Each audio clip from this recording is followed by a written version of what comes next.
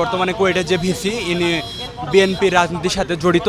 আমরা জুলাইয়ে ফিরে যাব, এর ফল ইন্টারিমের জন্য ভালো হবে না। গত 18 ফেব্রুয়ারি স্থানীয় সন্ত্রাসীদের দ্বারা, ছাত্রদল যুব দলের সন্ত্রাসীদের দ্বারা কুয়েটে সাধারণ শিক্ষার্থীদের উপর হামলা করা হয়েছে। সেই হামলায় ভিসি, যে কুয়েটের ভিসি, যার কথা ছিল হচ্ছে একজন ভিসি থাকেন একটা বিশ্ববিদ্যালয়ের অভিভাবক, সে তার সন্তান তুল্য শিক্ষার্থীদেরকে সেই ভ্যালু করতে পারে নাই, সেই মূল্য দিতে পারে নাই। এই জন্য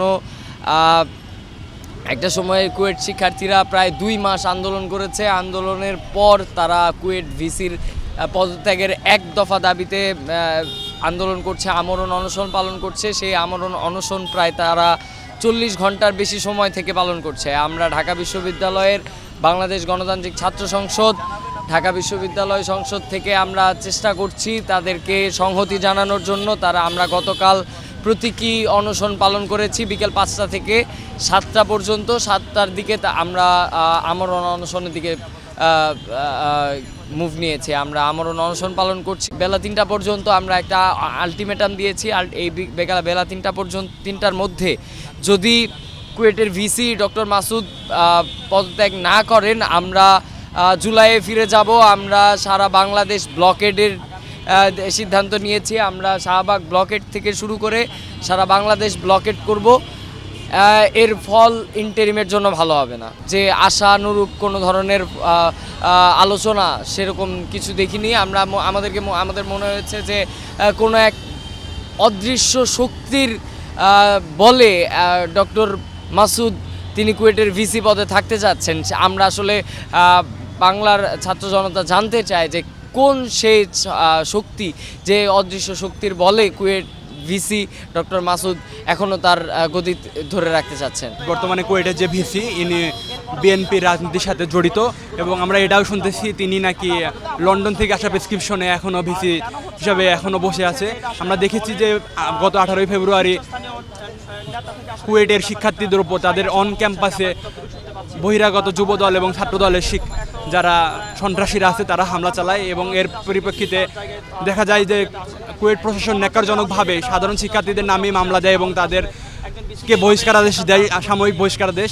এবং এই বহিষ্কারাদেশ বাইরে বের না হলেও আমরা দেখেছি কোনো এক অলৌকিক বলে ছাত্রদলের সভাপতি, সাধারণ সম্পাদক তারা এই লিস্টও জেনে গেছে। তাহলে বোঝায় যে আসলে কারা এই জিনিসটার পিছনে রয়েছে।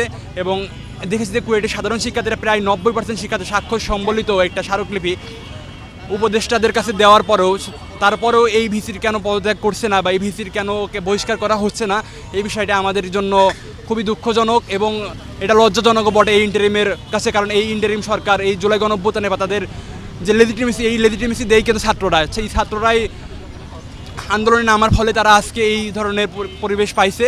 তারপরেও কেন তারা এই ধরনের মেরুদণ্ডহীন সিদ্ধান্ত আছে আমরা জানি না। আমরা দেখেছি যে গত 15 জুলাই বা যখন আমাদের উপর ঢাকা বিশ্ববিদ্যালয়ের শিক্ষার্থীদের উপর হামলা হয় তখন কুয়েট সহ সারা বাংলাদেশের শিক্ষার্থীরা আমাদের সংহতি জানিয়েছিল এবং সেই দরদ থেকে আমরাও বাংলাদেশ গণতান্ত্রিক ছাত্র সংঘ ঢাকা বিশ্ববিদ্যালয় শাখা কুয়েটের শিক্ষার্থীদের সাথে সংহতি জানিয়ে 15 ঘন্টার বেশি সময় ধরে আমরা অনশনে আছি। প্রথমত ভিসি পদত্যাগ ছিল যে সন্ত্রাসী যারা আক্রমণ করেছে তাদের বিচারটা করা হোক। তারপরে দেখা যাচ্ছে তাদের নামে যে মামলাটা করা হয়েছে সেখানে সাধারণ শিক্ষার্থীদের নাম ঢুকে দেওয়া হয়েছে, তাদেরকে হল বন্ধ করে হেনস্থা করা হচ্ছে। অর্থাৎ এই সন্ত্রাসীদের বৈধতা দেওয়ার জন্য, তাদের বিরুদ্ধে মামলা না হওয়ার জন্য তাদের মেন এজেন্ডা হিসেবে কাজ করতেছে এই স্বৈরাচারী এই ভিসি মাসুদ, ডক্টর মাসুদ। তিনি একটি রাজনৈতিক গ্রুপের ছত্রছায়া থেকে সন্ত্রাসীদের আশ্রয় দিয়ে তিনি কুয়েটের সন্ত্রাসীদের পক্ষে কাজ করতেছেন। অর্থাৎ এই ভিসি এখন মূল এজেন্ডা হয়ে গেছে এই সন্ত্রাসীদের বাঁচানোর জন্য এবং সাধারণ শিক্ষার্থীদের তাদেরকে মামলা দিয়ে হামলা করে তাদেরকে এখন বিপর্যস্ত করেছে তারা। অর্থাৎ এখন এই ভিসিকে না সরাইলে আপনার এই সন্ত্রাসীদের বিচারও হবে না, আমার সাধারণ ভাইরা তার ন্যায্য বিচারও পাবে না। এখন মূল দাবি হচ্ছে প্রথমত এই ভিসিকে পদত্যাগ করতে হবে, তার পরবর্তীতে সকল সন্ত্রাসীদের বিচার করতে হবে এবং যারা এর সাথে সংশ্লিষ্ট সবার বিচারের দাবি চাই এবং আমাদের যেসব ভাইরা ভুক্তভোগী যাদেরকে মিথ্যা মামলা দেওয়া হয়েছে তাদেরকে প্রত্যাহার করতে হবে।